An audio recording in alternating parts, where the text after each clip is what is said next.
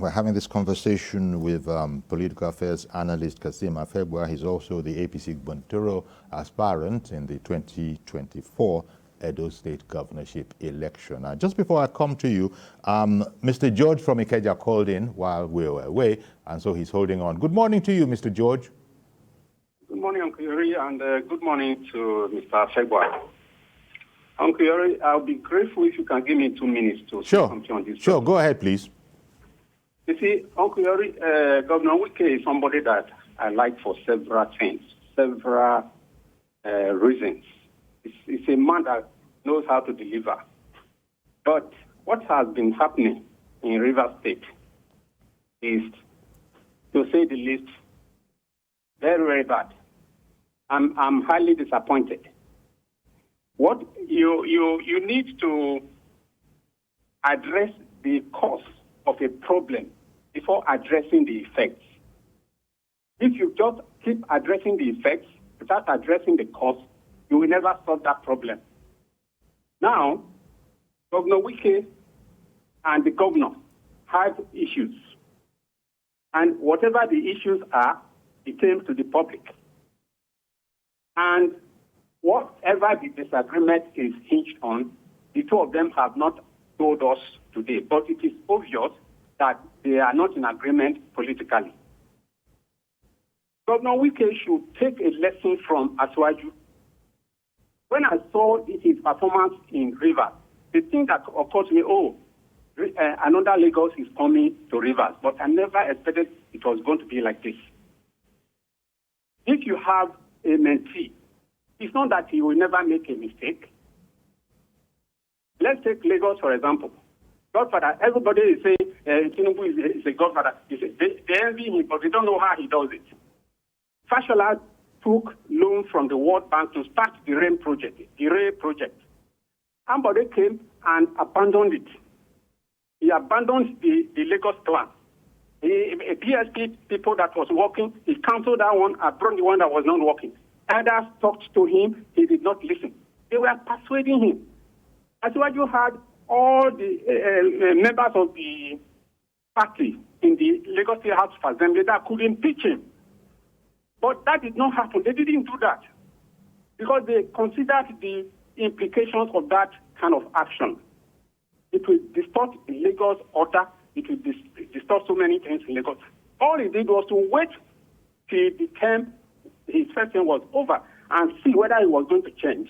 He didn't change, and then a change took place.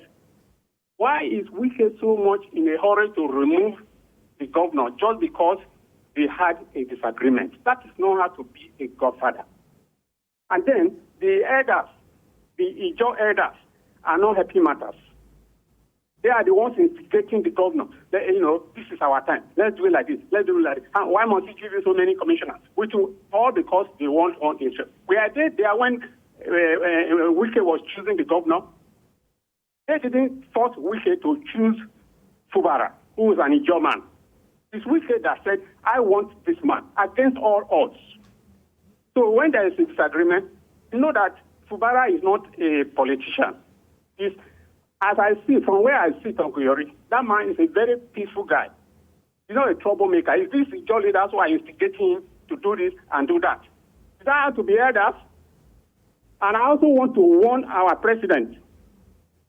If Wike doesn't know, if he has to become an embarrassment to the president can ease him out of the cabinet. So if he wants to be elderly, he should be elderly. He is the senior. He should behave like the senior. Okay. I'm against destroying the House of Assembly. Okay. That was an extreme. All right then, Mr. George. Thank you very much for calling in. There you have it, Kassim. Counsel from one of our viewers. Perhaps Wike might want to take the higher ground. But quite frankly, this leads me to asking you, in commenting on that idea, what's the way out of this logjam, shall we call it? Let me thank your last caller. He gave a very good analysis of the Lagos State scenario.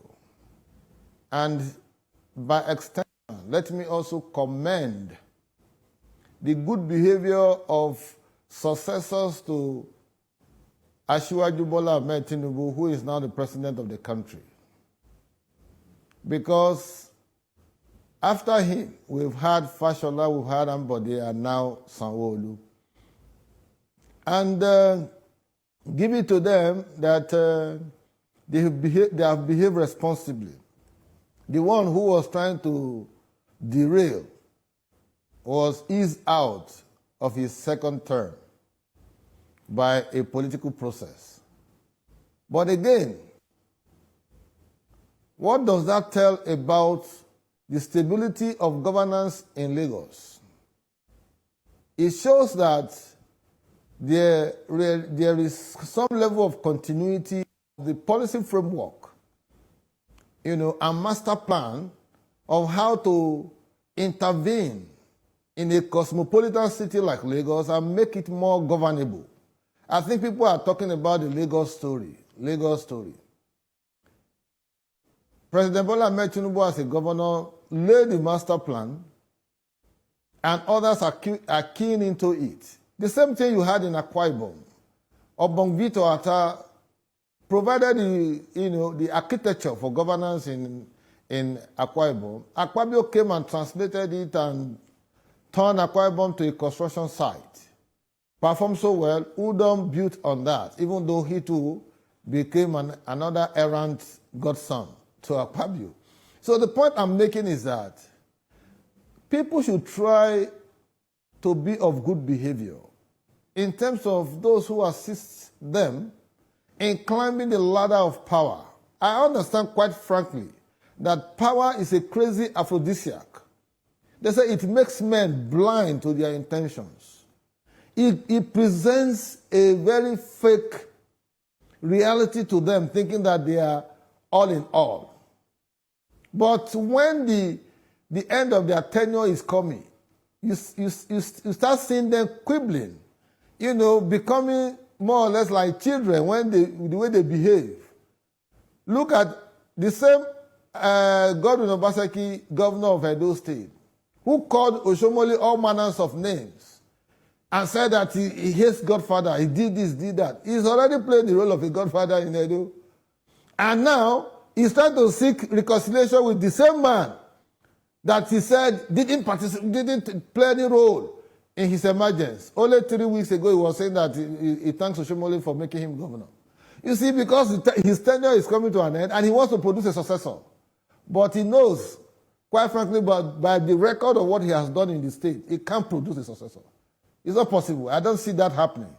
So the point is, what is the basis for all of these altercations? A political system threw you up as a governor. Why would you want to go outside that political system? If you have a structure in place, why do you want to create your own structure? Are you no longer a member of the community of those who assisted you to become? They are only spoiling work for people like us who are aspiring to be governor of a state. So what's your read? Because everybody you talk to now, to assist you, one way or the other, they tell you, no, this is how you people come. Tomorrow now you say that you are Kassim Afegbua, you are this, you are that. It's becoming more and more difficult to convince anybody. And no individual has the resources to pursue his own aspiration alone. The party must play a role. Other persons must play a role. And so, in the fullness of time, it's going to, have very negative impacts on politics of succession, politics of, of contesting elections, and all of that. So, for me, the way out is simple. I tell people that democracy encourages constructive engagement, collective bargaining, and dialogue. Dialogue is a resource that you can't run away from. And so, whether you Jojo, you war, you still have to come to the round table. This Gaza-Israeli onslaught, as we see, is still going to end on the round table. The Ukraine-Russia imbroglio is still going to end on the round table. The people are going to discuss. So, I want the president of the country to go a step further to nip this crisis in the bud by calling the major actors for serious mediation. And again, in doing that, the governor has a greater responsibility to show sign of penitence. Whether he likes it or not, he didn't fall from heaven to be a governor. People worked for him to be a governor. He must respect those people. He must accord them recognition. And again, the error people are making, the House of Assembly does not have power to impeach anybody. It is the chief judge of the state that is actually that the power is residing on. It happened in Nasarawa State when Al-Makura was governor. He inherited a House of Assembly that was killed against him. They set up, they moved impeachment motion, elect them. They set up the committee of seven-man committee as provided for by the Constitution. The judge set up a seven-man committee of persons who are seen to be objective, rational, and reasonable. And the impeachable offenses were presented to that committee to analyze and investigate. And by the time they finished investigation, they said, Al-Makura has not committed any impeachable offenses. And that was the end of the matter. So the kind of energy you deploy into House of Assembly and all that, you should deploy it by maintaining good relationship with your chief judge. Because he has the power of carrying out investigation using those seven men. And whatever report they come up with becomes the basis for which a governor can be impeached or not impeached. And so, but my love for democracy is that aspect that talks about constructive engagement, dialogue, collective bargaining. Let us sit down, let us analyze the issues. Because you need a stable polity for you to be able to deliver on your electoral mandate. If you think that you can govern Rivers with 25 persons whom you said you have erroneously declared they are still vacant, and you think you have peace and stability to govern Rivers, you'll be making a mistake. It's not possible. Once there's an atmosphere of acrimony, atmosphere that is fully charged like this, every second you are sleeping, you are thinking of what is the next thing. Now that will distract you completely from governance. And if you are unable to perform, you are already showing your way out in your next election. So please, Yori, as much as we want peace and stability, always tell the media to always put issues in their proper perspective. 4 members of an assembly cannot become the House of Assembly of Rivers State. It's not possible. So, and the speaker does just not have the power with one whimsical stroke to say, yeah, your seats have been declared vacant and you are writing to ANEC to come and do this thing. No. Your thoughts, Kassim, interpretation of the process. Your thoughts, Kassim, on the role of the judiciary, in all of this, because, those who are analyzing it thus say that, well, since they got this, what do they call it now? This injunction. Since they got this, the legal expression escapes me now, where you don't have to tell the other party. Injunction where they recognize the speaker. Yes. So I mean, that's state high court. That's a state high court that is always at the apron string of the governor. They can take the case to federal high court for proper interpretation. You can recognize a speaker. Who is he speaking for? Speaking for 3 people? Yeah, but that's a problem. We talk about the independence of the judiciary, and yet here they are. You see, it is not a problem. They can take the case further to federal high court and follow the process like that. Even the National Assembly has a role to play where the State Assembly of a state is unable to perform its statutory responsibility of lawmaking. The National Assembly comes in and takes over that responsibility. It's there in the Constitution. So there are a lot of windows. But for me, I would not subscribe to a 4-member house to be called a house. Please. That's an insult on democracy. Well, indeed. It is. It really does offend one's sense of logic. apart from, as I said, oftentimes in law, they say the law is an ask. This is not necessarily strictly about law. But then we also see all sorts of things politically happening. That is why they even went there, such that we are even speaking about, and that most right-thinking members of society are saying, this one get as it be. Now, the people, the good people of River State, that's the other consideration that people are, wondering about. Say, look, at the end of the day, it's everything that goes on in governance should be for the benefit and development of not just the people, but the state itself. So the interpretation that Governor Fubura is given to that particular notion, quite frankly, is a problem. And we can also say the same of former Governor Wike, because he's an experienced person. He saw where all of this was going. But both of them seem to be going for broke. You've said that one way out is for the president to go a step further and intervene in this matter with a view to getting people around the table that you said is always going to be at the end of all of these processes, shall we say. People are still going to have to come and sit down and talk. Acrimony is not going to work. But there are so many contending factors, and this that has happened is a problem. The law, probably, you said they can go to a federal high court, but I'm still concerned about why any court at all will see, because they are part of the judiciary, even if it is a state high court, as you said, tied to the Apron Springs and all of that, that particular crack was there, and that the judiciary, forgive my saying so, seems to be compliant to what was going to be Confucianist. And they did it, and here now we have this improbable sight. As you said the last thing you want to do is be seen to be considering to be seen to be thinking that there's any way you can think of a 4-member state House of Assembly. So as I was just landing,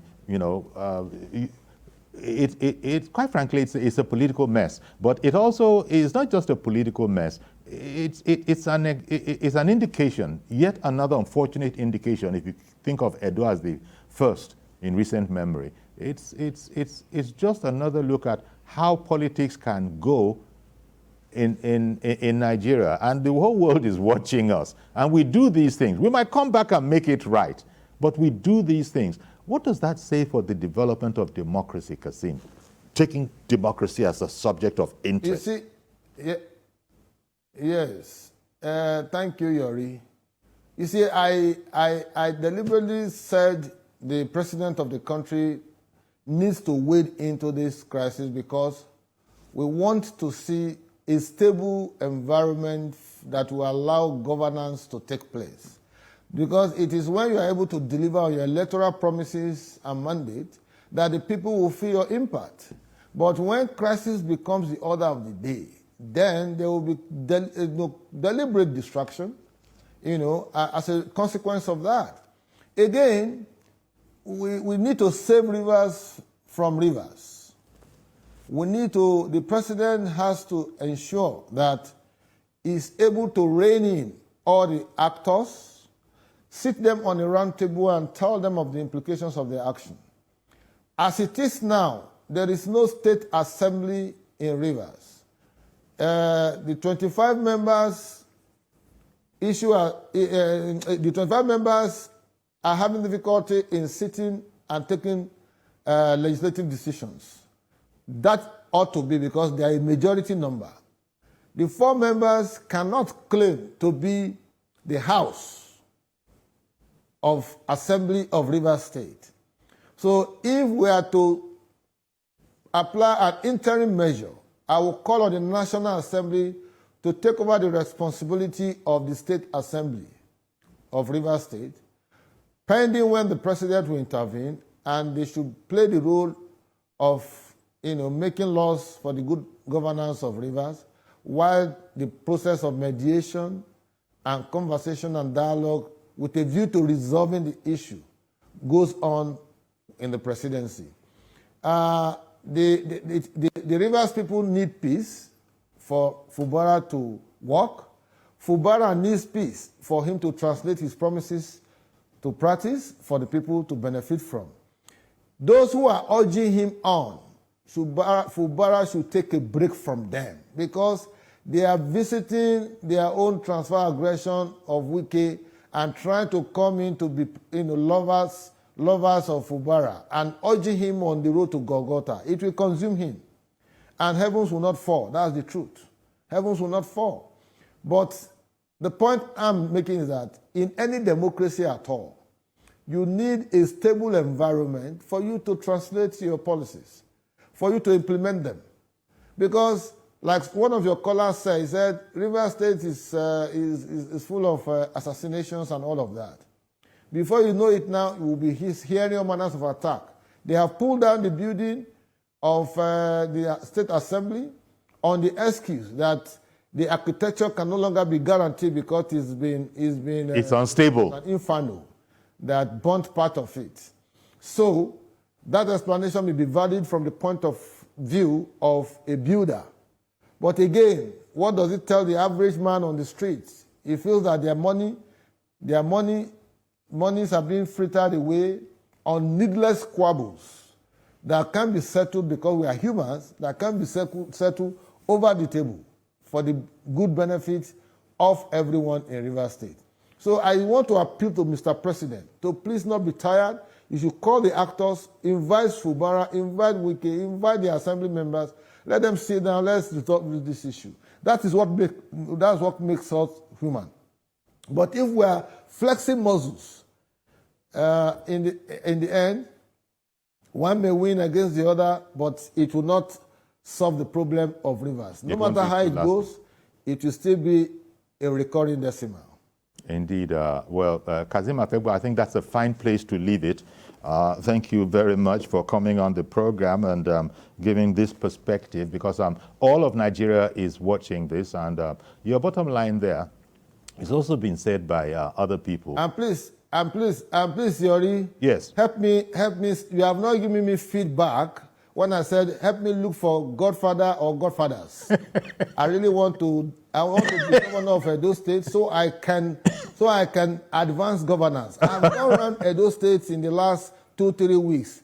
It is a very pathetic situation seeing the decay and rot in infrastructure and all of that. Oh dear. Please, I know what to do. I know how to network persons to deliver solutions to problems. Please, look for somebody who will translate all of this for me as a godfather or godfather.